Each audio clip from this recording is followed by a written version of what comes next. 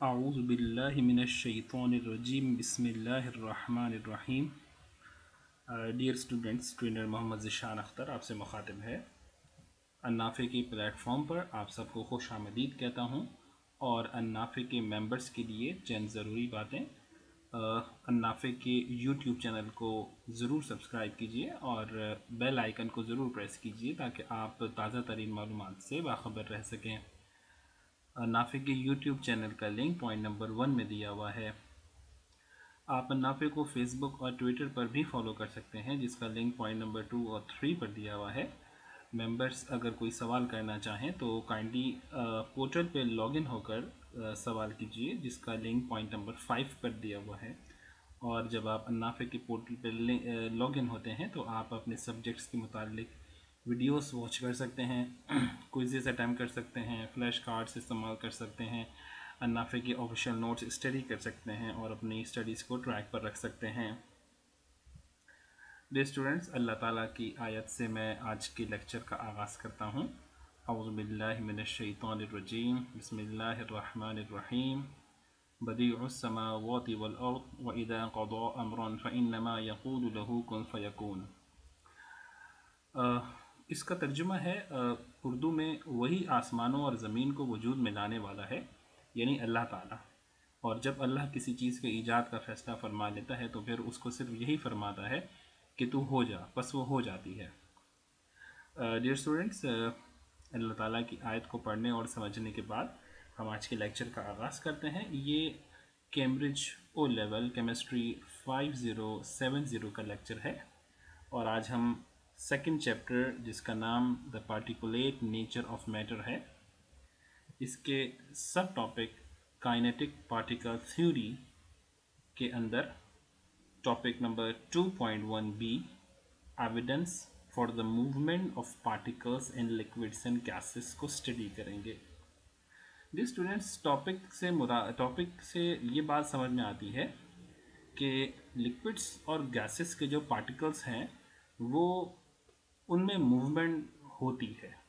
अब वो मूवमेंट कैसी होती है इसको भी स्टडी करेंगे और वो मूवमेंट जो होती है उसका कोई एविडेंस, कोई सबूत है तो वो भी स्टडी करेंगे।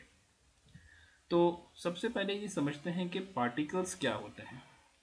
स्टूडेंट्स, आपको जो एक तस्वीर सामने दिखाई दे रही है उसमें देखें, हवा है, बादल है और दरख्त हैं, पत्थर हैं, पानी है।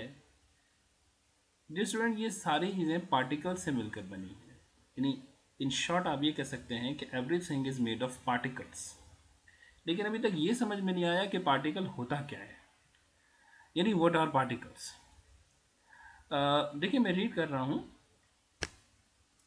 Rock, air and water look very different but they have one big thing in common.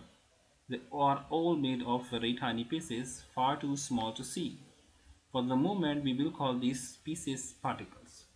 Okay, यानी जितनी भी चीज़ें हैं, चाहे पत्थर हो, हवा हो, पानी हो, ये एक दूसरे से मुख्तलिफ तो हैं, लेकिन एक बड़ी चीज़ इनमें कॉमन है कि ये बहुत छोटे छोटे स्मॉल पीसीस से मिलके बने हैं, जो बहुत ही छोटे हैं कि हमें दिखाई भी नहीं देते।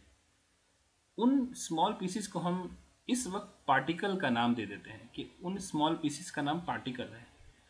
और in fact everything around you is made of particles and so are you. कि हमारे इर्द गिर्द जितनी चीज़ें हैं और ख़ुद हम भी पार्टिकल से मिलकर बने हैं। अब आइए इसको जब हम क्लासिफाई करेंगे तो पार्टिकल का जो लफ्ज़ है वो ज़्यादा समझ में आएगा। देखिए मैं इसे रीड कर रहा हूँ कि the very smallest particles that we cannot break down further by chemical means are called atoms. यानी जो सबसे छोटे से छोटा पार्टिकल होता है उसे एटम कहा जाता है। लेकिन सारे एटम पार्टिकल नहीं होते, क्योंकि अगर एटम्स मिलके मॉलिक्यूल्स बना रहे हैं तो वो मॉलिक्यूल भी कभी कभार पार्टिकल कहलाए जाते हैं। और अगर उन एटम्स पे चार्ज आ रहा है, या पॉजिटिव चार्ज या नेगेटिव चार्ज, तो वो जो पॉजिटिव और नेगेटिव चार्ज वाले जो आयंस हैं वो भी पार्टिकल कहलाए जा सकते हैं। ये डिपेंड करता है कि हमारे सामने सब्सटेंस क्या है। देखिए पॉइंट नंबर 1 या बुलेट नंबर 1 पे लिखा हुआ है कि in some substances the particles are just single atoms, for example argon. A gas found in air is made of single argon atoms. अब देखिए आर्गन जो गैस है उसमें सिर्फ आर्गन के एटम्स होते हैं। आर्गन किसी भी दूसरे एलिमेंट के साथ बॉन्ड नहीं बनाता और आर्गन गैस के फॉर्म में होता है, यानी उस गैस में सिर्फ आर्गन का एटम होगा। इवन आर्गन अपने साथ भी बॉन्ड नहीं बनाएगा, अपना मॉलिक्यूल भी नहीं बनाएगा, क्योंकि ये आप इसको पीरियोडिक टेबल में तफसील से पढ़ेंगे जब आप नोबल गैसेस पढ़ेंगे। तो आर्गन गैस जो है वो सिर्फ सिंगल आर्गन एटम्स पर मुश्तमिल होती है। तो आर्गन का जो पार्टिकल होगा वो आर्गन का एटम होगा, आर्गन का मॉलिक्यूल नहीं होगा, आर्गन का आयन नहीं होगा, सिर्फ आर्गन का एटम जो है वो आर्गन का पार्टिकल होगा। लेकिन देखिए बुलेट नंबर 2 में लिखा हुआ है in many substances the particles consist of 2 और मोर atoms join together, these particles are called molecules. Water, bromine and the gases nitrogen and oxygen in air are made up of molecules. अब देखिए bullet number 2 में ये बता रहे हैं कि जैसे पानी है यानी H2O, ब्रोमीन है और नाइट्रोजन गैस है या ऑक्सीजन गैस है, ये एटम्स पे नहीं बल्कि ये मॉलिक्यूल्स पर मिलकर बनते हैं। मिसाल के तौर पर हम देखते हैं सबसे पहले जो इसमें लिखा हुआ है वाटर। अब वाटर जो है वो हाइड्रोजन के 2 एटम्स और ऑक्सीजन का 8 एटम, जब एटम कंबाइन होता है तो H2O बन जाता है, यानी वाटर का एक मॉलिक्यूल। तो वाटर अगर आपके पास है तो वाटर का जो पार्टिकल होगा वो हाइड्रोजन एटम नहीं होगा, वो ऑक्सीजन एटम भी नहीं होगा, बल्कि 2 हाइड्रोजन और 1 ऑक्सीजन को मिलाकर जो वाटर का मॉलिक्यूल बन रहा है वो उसका पार्टिकल होगा। उसी तरह देखिए ब्रोमीन जो है वो गैस फॉर्म में होती है, और जब ये गैस फॉर्म में होती है तो ये एक ब्रोमीन दूसरी ब्रोमीन के साथ मिलकर 2 ब्रोमीन के एटम मिलकर एक मॉलिक्यूल बनाते हैं। तो ब्रोमीन गैस जो है वो Br2 की फॉर्म में होती है। तो ब्रोमीन का जो पार्टिकल होगा वो ब्रोमीन का मॉलिक्यूल होगा, यानी Br2। उसी तरह नाइट्रोजन गैस जो है वो N2 की फॉर्म में रहती है। तो नाइट्रोजन गैस का जो पार्टिकल होगा वो नाइट्रोजन गैस का है एटम नहीं होगा, बल्कि नाइट्रोजन गैस का मॉलिक्यूल होगा, क्योंकि नाइट्रोजन गैस में नाइट्रोजन एटॉमिक फॉर्म में मौजूद ही नहीं है, वो मॉलिक्यूलर फॉर्म में मौजूद है। उसी तरह ऑक्सीजन गैस जो है वो वो गैस अगर किसी जार में है या एयर में है या किसी सिलेंडर में है तो वो ऑक्सीजन जो है वो दूसरी ऑक्सीजन के साथ, यानी 2 ऑक्सीजन मिलकर O2 बनाकर एक मॉलिक्यूल की फॉर्म में रहती है। तो ऑक्सीजन का जो पार्टिकल है वो ऑक्सीजन एटम नहीं होगा, बल्कि ऑक्सीजन गैस में जो ऑक्सीजन का पार्टिकल होगा वो ऑक्सीजन का मॉलिक्यूल होगा, यानी O2, O नहीं होगा। अच्छा, उसी तरह देखिए तीसरे बुलेट पॉइंट में लिखा हुआ है in other substances the particles consist of atoms और groups of atoms that carry a charge. These particles are called ions. Potassium magnate 7 is made of ions. देखिए अब कुछ ऐसे सब्सटेंसेस होते हैं जो कि चार्ज पार्टिकल की फॉर्म में मौजूद होते हैं। मिसाल के तौर पर पोटेशियम मैग्नेट 7 जो है वो आयन की फॉर्म में मौजूद होता है। तो अगर आप पोटेशियम मैग्नेट के पार्टिकल की बात करेंगे तो ना वो पोटेशियम होगा, ना वो मैग्नेट होगा, ना वो पोटेशियम मैग्नेट होगा, बल्कि वो पोटेशियम मैग्नेट आयन होगा, क्योंकि उस पर चार्ज होगा। ठीक है, तो देखिए अगली स्लाइड में हमने कुछ क्लासिफिकेशन ऑफ पार्टिकल्स के को कुछ और मिसालों से भी समझाया है। देखिए अब सब्सटेंस, अब आर्गन गैस है, उसका पार्टिकल क्या होगा? 1 atom of argon, 1 molecule of argon नहीं होगा, क्योंकि आर्गन एटॉमिक फॉर्म में होती है, Ar की फॉर्म में। लेकिन ऑक्सीजन को देखें, ये O2 की फॉर्म में होती है, तो इसका पार्टिकल जो है वो 1 मॉलिक्यूल ऑफ ऑक्सीजन होगा that contains 2 atoms of oxygen. उसके बाद हाइड्रोजन गैस जो है वो H2 है, यानी इसके 2 हाइड्रोजन एटम मिलकर रहते हैं, यानी इसका जो पार्टिकल होगा वो 1 मॉलिक्यूल ऑफ हाइड्रोजन H2 होगा, जिसके अंदर 2 एटम होंगे हाइड्रोजन के।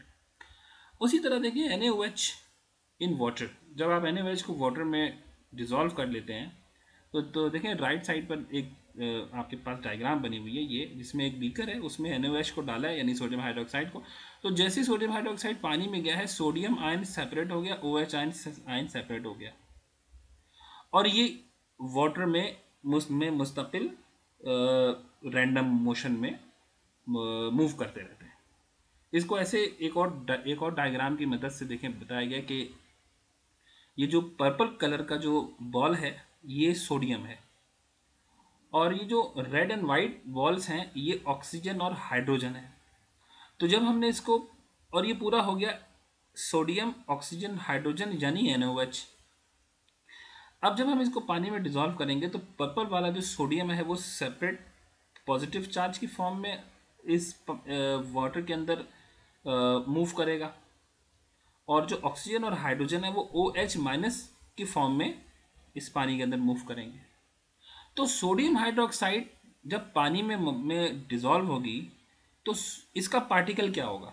इसका पार्टिकल ना तो सोडियम होगा, ना इसका पार्टिकल OH होगा, ना इसका पार्टिकल पूरा सोडियम हाइड्रोक्साइड होगा, बल्कि इसके पार्टिकल होंगे दो, एक सोडियम आयन यानी Na+ और एक हाइड्रोक्सिल आयन OH-।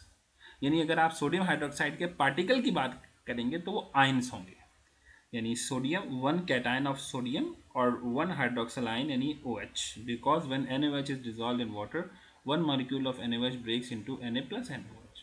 ठीक है, तो पार्टिकल्स के बारे में समझने के बाद अब हम आते हैं कि पार्टिकल्स जो है वो, ये हेडिंग देखिए, particles are not static, they all are moving. कि पार्टिकल्स जो है वो स्टैटिक फॉर्म में नहीं होते, वो मुस्तकिल मूव करते रहते हैं। इस डायग्राम की मदद से देखिए, एक पार्टिकल है पर्पल कलर का, वो फ्रॉम हियर, वो यहाँ से स्टार्ट हुआ, यहाँ पे जाकर वो किसी दूसरे पार्टिकल से टकराया, तो टकराने के बाद उसकी डायरेक्शन तब्दील हो गई। जैसे स्नूकर खेलते हैं, स्नूकर में जब आप एक बॉल को से दूसरी बॉल को हिट करते हैं तो जो आपने जिस बॉल से स्ट्राइक किया होता है उसकी डायरेक्शन बदल जाती है।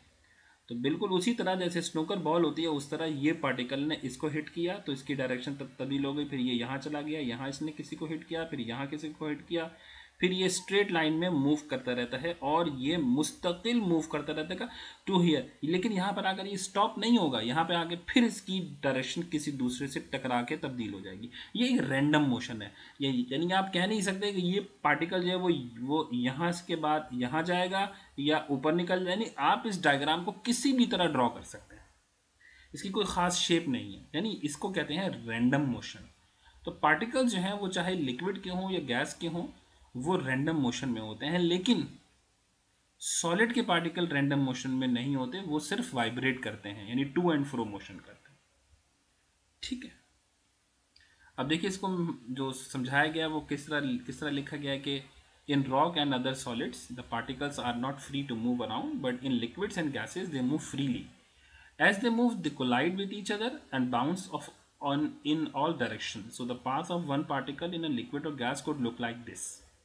The particle moves in a random way, changing direction every time it hits another particle. We call this random motion.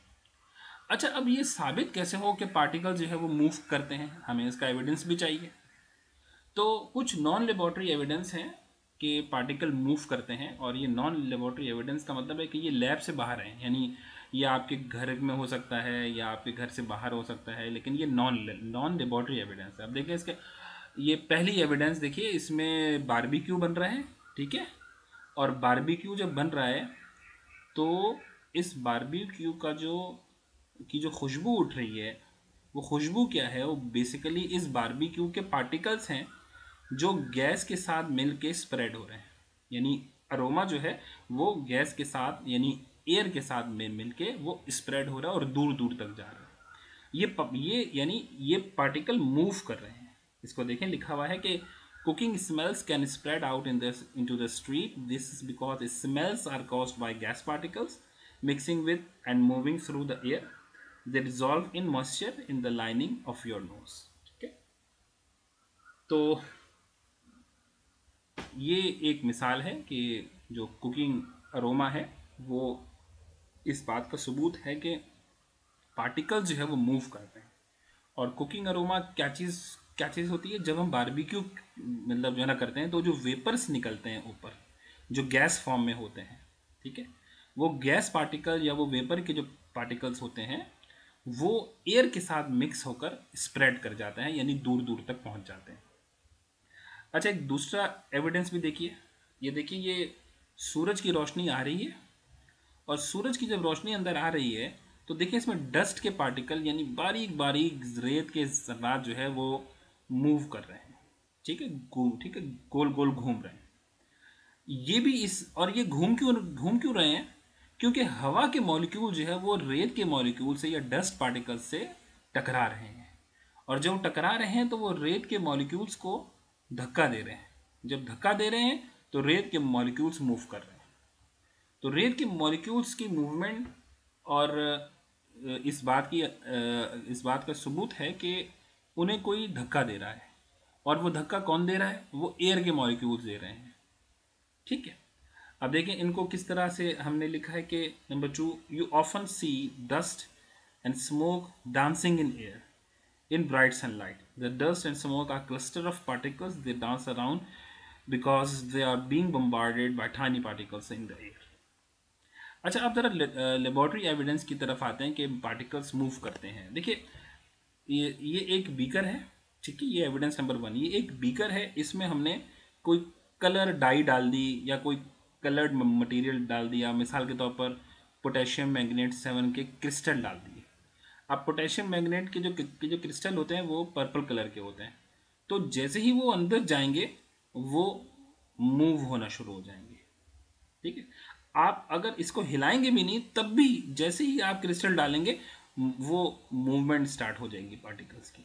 ठीक है, कब यानी यहाँ पर अगर आपने कोई क्रिस्टल डाला, वो इतना बड़ा क्रिस्टल है, तो जैसे ही वो यहाँ पे जाएगा इसके पार्टिकल्स खुद ब खुद निकलने लगेंगे और वो पानी में फैल जाएंगे। ठीक है, और वो पानी में डिजॉल्व हो जाएंगे। ठीक है, अब ये क्या होगा? ये देखें, ये वाइट कलर के जो बॉल्स हैं ये पानी के मॉलिक्यूल्स हैं। तो दो पानी के मॉलिक्यूल्स के बीच में ये मॉलिक्यूल जाके बैठ जाएगा पोटेशियम मैग्नेट का, यानी इंटरमॉलिक्यूलर स्पेसिस में जाके बैठ जाएंगे, यानी ये डिजॉल्व हो जाएगा। तो देखते हैं कि कोई दूसरा एविडेंस। ये देखिए, ये दो गैस के, अच्छा ये जो पिछली वाली स्लाइड थी, ये वाली कि पोटेशियम मैग्नेट 7 की, ये movement of particles of liquid थी। अब जो हम एविडेंस 2 में देख रहे हैं, ये movement of particles of gas है। अच्छा, अब गैस के पार्टिकल की मूवमेंट को का एविडेंस क्या है कि देखिए लेफ्ट साइड पे ये दो एम्प्टी जार्स हैं, ये गैस जार्स हैं। ठीक है, ये ग्लास के जार्स हैं। अब देखें, एक में हमने कोई भी गैस भर दी, जैसे NO2 गैस भर दी, या आपने एक में ब्रोमीन गैस भर दी एक जार में, और दूसरे जार को उल्टा करके उसके ऊपर रख दिया। लेकिन ये जो खाली जार है यानी एम्प्टी जार है, और ये जार जिसमें ब्रोमीन गैस है, इसके बीच में लिड मौजूद है, यानी ढक्कन मौजूद है, कवर मौजूद है। अच्छा, आपके ख्याल में अगर इन दो जार्स के बीच में कवर हटा दिया जाए तो क्या ब्रोमीन गैस इसी जार में रहेगी या ऊपर निकल के पूरे जार में फैल जाएगी? देखिए, जब आप जार को की जो सेपरेशन है या लिड है या ढक्कन है उसको हटा देंगे तो ब्रोमीन गैस पूरे जार में फैल जाएगी। इसका मतलब है कि ब्रोमीन गैस मूव कर रही है, यानी गैस के पार्टिकल जो है वो मूव कर रहे हैं। अब देखिए राइट साइड पर जो एक डायग्राम है उसमें जो ब्राउन पार्टिकल्स हैं वो ब्रोमीन के पार्टिकल्स हैं, और वाइट पार्टिकल्स जो है वो हवा के पार्टिकल्स हैं। अब आप इसको कैसे लिख सकते हैं? Place an open gas jar of air upside down and on an open gas jar containing a few drops of red brown bromine. The color spreads upward because particles of bromine vapor mix along the particles of air. देखिए, क्या particle को हम देख सकते हैं? अब हमने particles के बारे में भी जान लिया कि पार्टिकल्स क्या होते हैं। कहीं वो एटम्स होते हैं, कहीं वो मॉलिक्यूल्स होते हैं, कहीं वो आयंस होते हैं। फिर हमने देखा कि वो के पार्टिकल जो है वो मूव भी करते हैं। अब सवाल ये कि क्या हम पार्टिकल को देख सकते हैं? जी हाँ, अब ऐसी पावरफुल माइक्रोस्कोप्स ईजाद हो गई हैं जिसके ज़रिए हम पार्टिकल्स को या आइटम्स को देख सकते हैं। और ये जो आपके सामने जो पिक्चर है ये पैलेडियम एटम्स हैं, और पैलेडियम एटम जो है वो कार्बन ये की एलोट्रोपिक फॉर्म ग्रेफाइट के साथ मिक्स है, यानी पैलेडियम प्लस ग्रेफाइट यानी कार्बन। अब देखिए इसमें लिखा है we are now able to see the particles in some solids using very powerful microscopes. For example, the image on the right shows palladium atoms sitting on graphite carbon atoms. In this image, the atoms appear over 70 million times larger than they really are. यानी ये जो हम देख रहे हैं ये atom का size नहीं है, बल्कि एटम के साइज को 70 मिलियन टाइम्स बड़ा करके दिखाया गया है। ओके, तो असल एटम जो है वो 70 मिलियन टाइम्स छोटा होगा। This image was taken using a tunnelling electron microscope. ठीक है, एक टनलिंग इलेक्ट्रॉन माइक्रोस्कोप है, उसकी मदद से हमने इस एटम की ये पिक्चर ली है। The white blobs are palladium. देखिए ये जो वाइट जो बॉल्स आपको दिखाई दे रही है ये पैलेडियम की बॉल्स हैं, और जो ब्लू जो है वो कार्बन है। ये ब्लू जो है वो कार्बन यानी ग्रेफाइट फॉर्म में। The colour was added to help us see them. ये जो रंग ऐड किया गया है ये हमें इसलिए रंग ऐड किया गया ताकि हम देख सकें कि पैलेडियम कौन सा है और कार्बन एटम कौन सा है। स्टूडेंट्स, ये हमारा लेक्चर ख़त्म हुआ। अब अगला लेक्चर जो है वो हमारा नेक्स्ट टॉपिक होगा 2.1c। उसमें हम देखेंगे everyday effects of diffusion in terms of particle. इसमें हम एक नया टॉपिक पढ़ेंगे, उसका नाम होगा डिफ्यूजन। और हम देखेंगे the spread of perfumes, cooking aromas, tea and coffee grains in water. फिर हम इफेक्ट ऑफ टेम्परेचर भी इसमें देखेंगे। तो अगले लेक्चर तक के लिए अल्लाह हाफिज़। अस्सलाम वालेकुम वरहमतुल्लाहि वबरकातुहू।